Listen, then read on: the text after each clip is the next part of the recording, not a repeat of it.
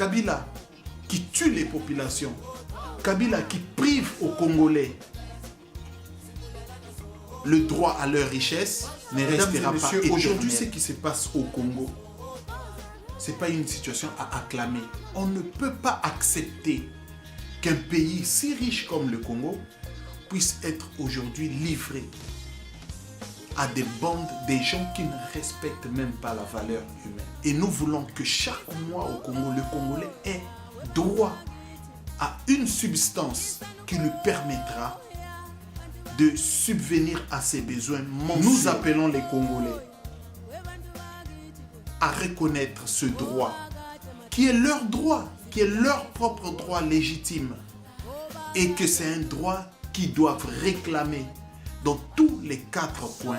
Il y a des gens qu'aujourd'hui on a donné la valeur du combattant, mais qui eux ne sont pas des vrais combattants, qui sont là pour distraire les braves Congolais qui sont sur le chemin de la bataille.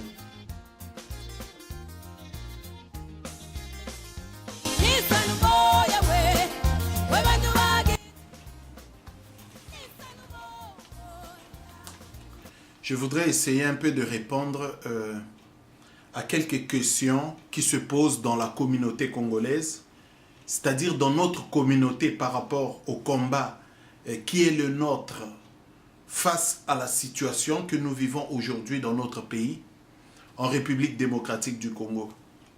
Vous savez, le rêve du forum, le rêve qui est le nôtre, parce que nous sommes ici en Europe, nous vivons en Europe. Mais ceux qui sont au Congo ne jouissent pas de ce que nous jouissons ici. Nous connaissons la démocratie, nous connaissons la valeur et le respect de la justice, nous connaissons le droit. Donc, il est donc inacceptable pour nous, mesdames et messieurs, de laisser prédominer la situation qui se passe aujourd'hui en République démocratique du Congo, qui est une situation catastrophique pour la population congolaise, qui est une situation de non-respect de la valeur humaine, qui est une situation de non-respect du droit à la vie et qui est une situation de la désolation. C'est la raison pour laquelle nous ne pouvons pas accepter que la population congolaise aujourd'hui puisse vivre ce que je viens d'énumérer tout à l'heure. Quand est-ce que les Congolais chez eux, avec un pays qui a beaucoup de potentialité économique, un pays qui a beaucoup de richesses, un pays qui a beaucoup de valeurs, un pays de plusieurs diversités, jouiront du bonheur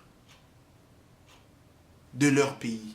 Mesdames et messieurs, aujourd'hui, ce qui se passe au Congo, ce n'est pas une situation à acclamer. On ne peut pas accepter qu'un pays si riche comme le Congo puisse être aujourd'hui livré à des bandes, des gens qui ne respectent même pas la valeur humaine. Voilà, c'est la raison pour laquelle nous nous battons et nous voulons que le droit puisse être rétabli au Congo. Nous voulons qu'au Congo, les gens puissent avoir une carte bleue qui vont dans des banques, qui retirent leur argent.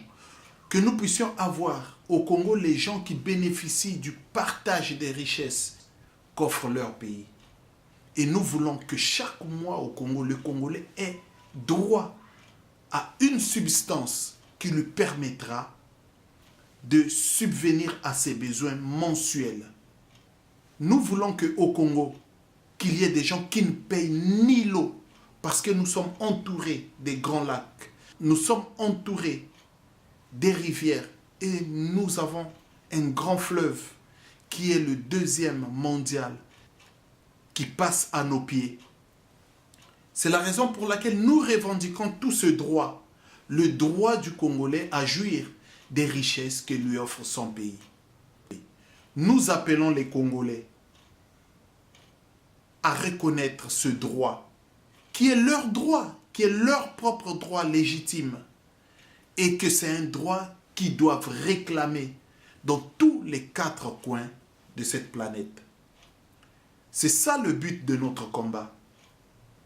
Voilà pourquoi nous sommes là sur le chemin de la bataille pour revendiquer le droit.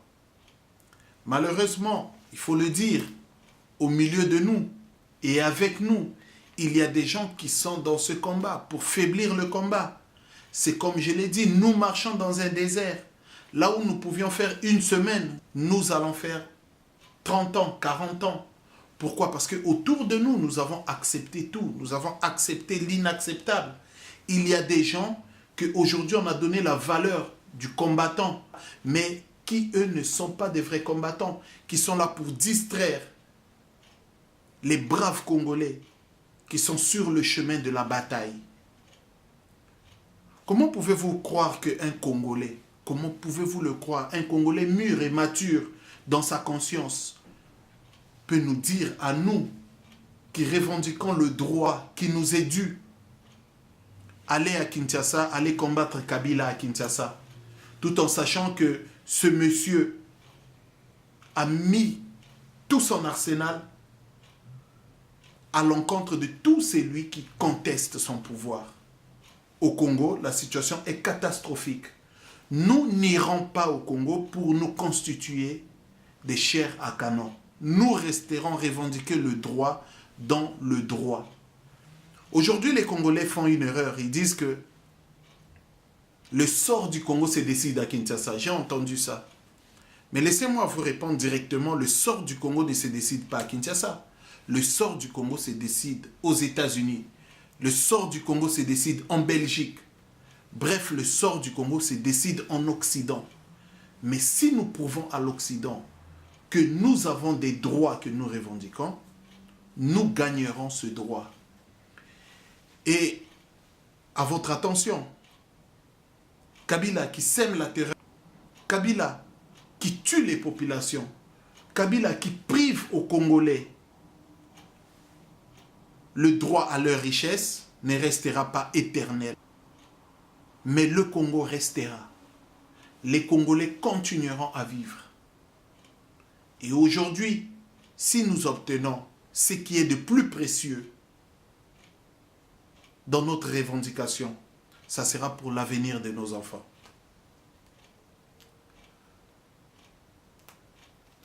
Et pour terminer, je voudrais répondre à une question aussi. Aujourd'hui, beaucoup des Congolais dans la diaspora s'inquiètent. Ils disent, mais pourquoi vous ne pouvez pas faire de telle sorte qu'il y ait un leader dans la diaspora? Laissez-moi vous le dire. Il est vrai que le leadership est quelque chose de bien. Mais nous avons beaucoup de groupes dans la diaspora congolaise qui ont pour la plupart des statuts. Et ces statuts-là ne concordent pas avec les autres. On ne peut pas être d'accord sur tous les points.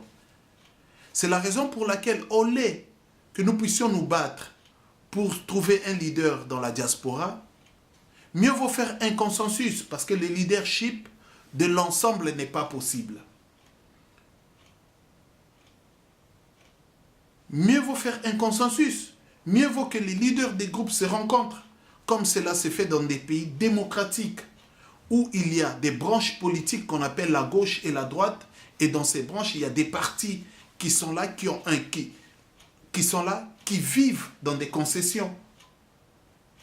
Et ces partis-là tiennent. Nous sommes pour revendiquer le droit de 150 millions de Congolais, nous l'avions dit. Et nous continuerons jusqu'à ce que le Congo retrouvera toute sa valeur, retrouvera son chemin qui est le chemin de son avenir. Et ce chemin est le chemin du bien-être de tous les Congolais qui doivent être respectés et vivant dans un pays respecté.